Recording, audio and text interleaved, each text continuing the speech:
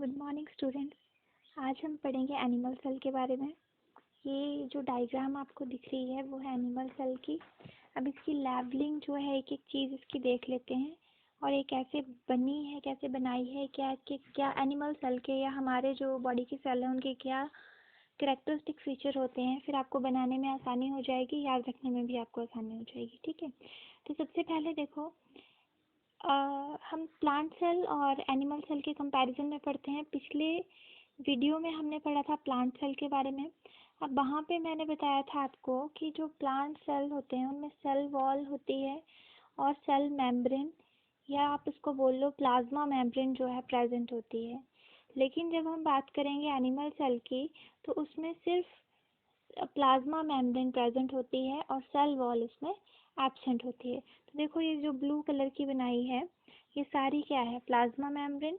और इसके ऊपर देखो आपको हेयर लाइक स्ट्रक्चर दिख रहे हैं। ठीक है, हेयर जैसे हेयर स्टाइल हो किसी के, वैसे स्ट्रक्चर आपको दिख रहे हैं। दीज आर, ये क्या है, माइक्रोविलाई। इनको हम बोलते हैं माइक्रोविलाई। अब माइक्रोविलाई क्या होते हैं, देखो जैसे आपने जो बैक्टीरियल सेल पढ़ा था उसमें आपने पढ़े थे मीजोजोम, उसमें आपने पढ़े हैं मीजोजोम। तो मीजोजोम को हमने वहाँ पे क्या लिखा है कि वो क्या है, infolding of the plasma membrane. Mesosome क्या है, प्लाज्मा मेम्ब्रेन की इनफोल्डिंग है।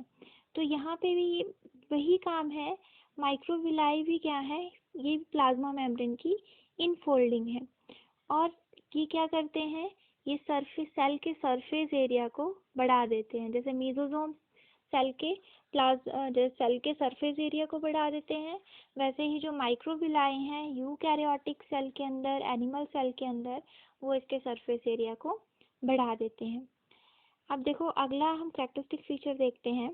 सिर्फ हमने बोला इसमें प्लाज्मा मेम्ब्रेन प्रेजेंट है। ठीक है, only single layer plasma membrane. Plant cell में दो थी, cell wall and cell membrane, और इसमें सिर्फ एक है, सेल मेम्ब्रेन।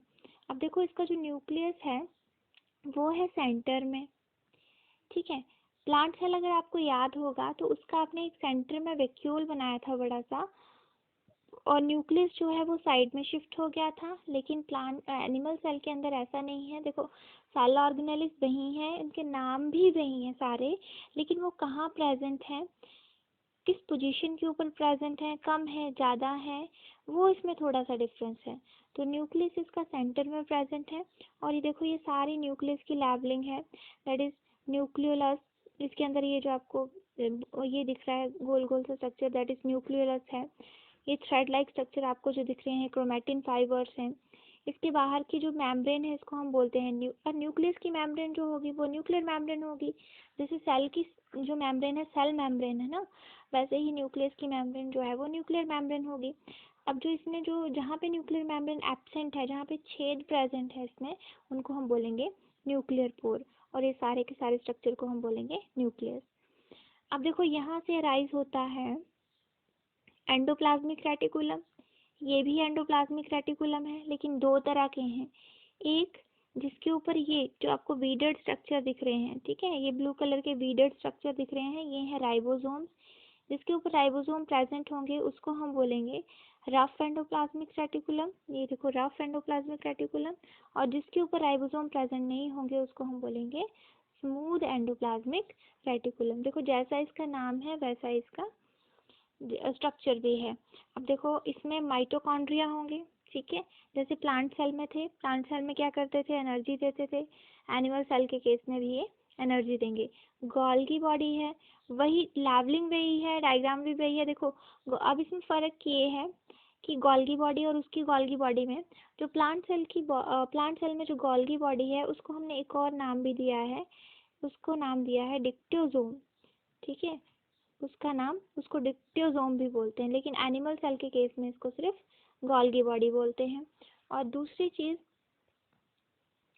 कि गोल्गी बॉडी जो है वो न्यूक्लियस के पास होती है, वहाँ पे न्यूक्लियस की थोड़ी सी, प्लांट सेल में न्यूक्लियस की थोड़ी सी दूर होगी, लेकिन यहाँ पे गोल्गी बॉडी क्या है, न्यूक्लियस के पास है। और इसकी पोलैरिटी होती है, मैंने पिछले इसमें बताया था आपको लेक्चर में, दैट इज इसकी पोलैरिटी होती है कि इसकी ये वाली साइड, कन्वेक्स साइड जो है वो किसकी तरफ होगी, न्यूक्लियर मेम्ब्रेन की तरफ, न्यूक्लियस की मेम्ब्रेन न्यूक्लियर मेम्ब्रेन की तरफ, और इसकी जो ये जो कनकेव ये डिप्रेशन बना है ना, ये डिप्रेशन बन गया तो ये किसकी साइड होगी, ये प्लाज्मा मेम्ब्रेन की तरफ। तो इसकी जो पोजीशन है, इसकी जो डायरेक्शन है वो ऐसे ही रहेगी दोनों में। लेकिन प्लांट सेल में ये न्यूक्लियस से थोड़ा दूर होगी और एनिमल सेल में न्यूक्लियस से थोड़ी पास होगी। अब इसमें वेसिकल्स प्रेजेंट हैं, ठीक है, वेसिकल्स, माइक्रोविलाई मैंने बता दिया। अब एक एक स्ट्रक्चर को हमने आगे पढ़ना है तो हम वहाँ पे आराम से पढ़ते हैं। स्ट्रक्चर फंक्शन जैसा कि नाम है चैप्टर का, यही नाम है, तो इसको हम डिटेल में पढ़ते हैं। राइबोसोम्स, राइबोसोम्स आपको पता है क्या करते हैं, प्रोटीन बनाने का काम करते हैं, इनको प्रोटीन फैक्टरीज बोलते हैं। तो देखो ये सारे यहाँ पे स्कैटर्ड भी हैं ग्रीन कलर के, और जो रफ एंडोप्लाज्मिक रेटिकुलम के ऊपर ये जो प्रेजेंट है वहाँ पे भी प्रोटीन बनाने का काम करेंगे, और जो सेल में स्कैटर्ड हैं वो भी प्रोटीन बनाने का काम करेंगे, चाहे वो किसी ऑर्गेनेली के साथ बाउंड हैं, जुड़े हुए हैं या फ्री हैं, उनका काम होगा प्रोटीन बनाने का। देखो वैसे यहाँ पे भी मेरे को एक ही कलर के बनाने चाहिए थे, बट सॉरी फॉर दैट।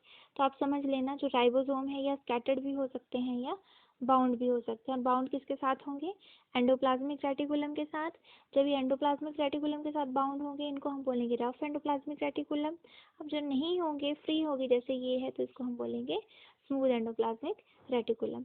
अब यहाँ पे ये देखिए आप, बाकी ये न्यूक्लियस हो गया, ठीक है, ये न्यूक्लियस का सारा स्ट्रक्चर हो गया, इसमें किसी को डाउट नहीं। साइटोप्लाज्म जो पूरी यहाँ पे सेल में स्कैटर्ड है, इसको हम बोलेंगे cytoplasm. Fluid filled cavity cytoplasm, ठीक है। एक और चीज़ यहाँ पे क्लियर कर देती हूँ, न्यूक्लियस के अंदर होता है न्यूक्लियोप्लाज्म और सेल के अंदर होता है साइटोप्लाज्म, ठीक है। इसको हम फिर से पढ़ेंगे आगे, अभी तब हम फिर से रिकॉल करेंगे इसको।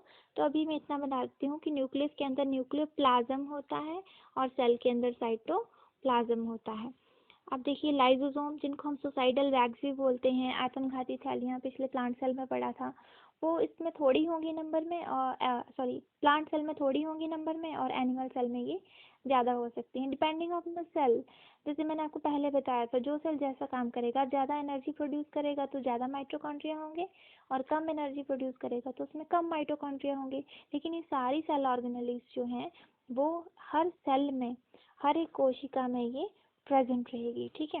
वैक्यूल्स जो प्लांट सेल में था एक बड़ा सा था, इसमें छोटे हैं साइज में और स्कैटर्ड हैं, हर जगह पे फैले हुए हैं, ठीक है। और ये साइटोस्केलेटन स्ट्रक्चर है, ठीक है। ये साइटोस्केलेटन स्ट्रक्चर क्या करते हैं, ये सेल को एक शेप प्रोवाइड करते हैं, सेल को फ्रेमवर्क देते हैं, उसको एक शेप प्रोवाइड करते हैं। तो ये था सारा आपका एनिमल सेल। प्लांट सेल भी आपने देखना है, फिर अगली वीडियो में हम करेंगे that is difference between the plant cell and animal cell.